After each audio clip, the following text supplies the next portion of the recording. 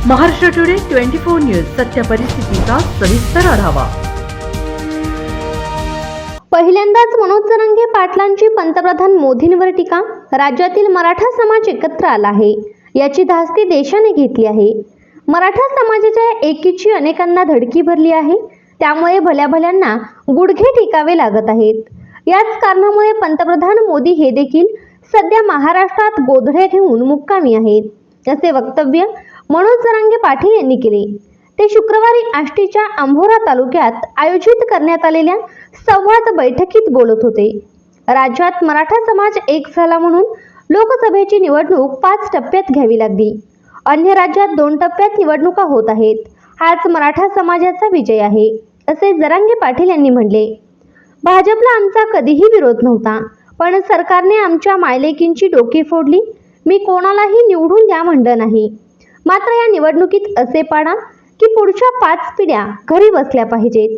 माझ्या गोरगरीब मराठ्यांना त्रास दिला तर पुढच्या 10 पिढ्या मराठी तुमच्या कपाळाला गुलाल लावणार नाहीत। दुसऱ्यासाठी मराठा समाजाच्या विरोधात जाऊ नका, तुम्हाला ही शेवटची संधी आहे, असा इशारा मनोज जरांगे पाटील यांनी दिला। मी कायदा आणि आचारसंहितेला मानतो। फडणवीसांनी मराठा समाजाला 10% आरक्षण दिले म्हणून सांगतो। लोकांचे कपडे घालणारा तू माझ्या नादी लागू नको। मराठ्यांच्या जीवावर चंद्रकांत पाटील निवडून येतात, तुला आमदारकीला दाखवतो, कसा निवडून येतो ते बघतो, अशा शब्दात जरांगेंनी चंद्रकांत दादांना आव्हान दिले।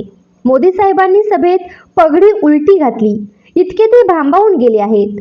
आम्ही मागच्या दाराने नाही, छाताडावर पाय ठेवून समोरून येतोय। आम्ही ओबीसीतून आरक्षण घेतलं आहे, कोणाला आडवं यायचं आहे ते बघतो। मी जातीसाठी लढत आहे, मला का विरोध करता?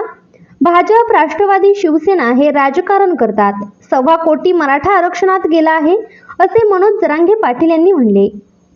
महाराष्ट्र टुडे मराठीसाठी ब्युरो रिपोर्ट, अंभोरा, आष्टी, बीड।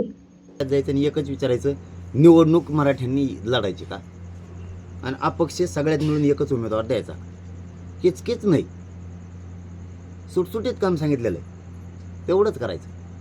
उमेदवार बी होणार, काय व्हायचं ते होणार, तुम्ही पुढे माझ्या बघा, तेच सांगतो मी की हलक्यात कोणी कोणाला घ्यायचं नाही। आता वंचित कडून जर प्रस्ताव आला तर याबाबत तुम्ही काय भूमिका? नाही, आता 30लाच सगळं होईल। काय होतं, मी पुन्हा त्याच विषयावर येईल, मी सुद्धा आणि तुम्ही सुद्धा।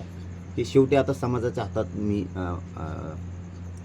सूत्र दिले सगळे, म्हणजे समाजाशी चर्चा करून पुढील निर्णय। हा, त्या दिवशी झाला आहे, परंतु तेवढ्यावर न करता गावात राहिलेल्या मायबापांना सुद्धा सन्मान देणं गरजेचं आहे महाराष्ट्रातल्या। म्हणून त्यांना विचारणं काय अवघड आहे? त्यांना विचारायचं, करायचं आहे का? आजच महाराष्ट्र टुडे 24 न्यूजला सबस्क्राईब करा आणि सत्य परिस्थितीचा सविस्तर आढावा पहा।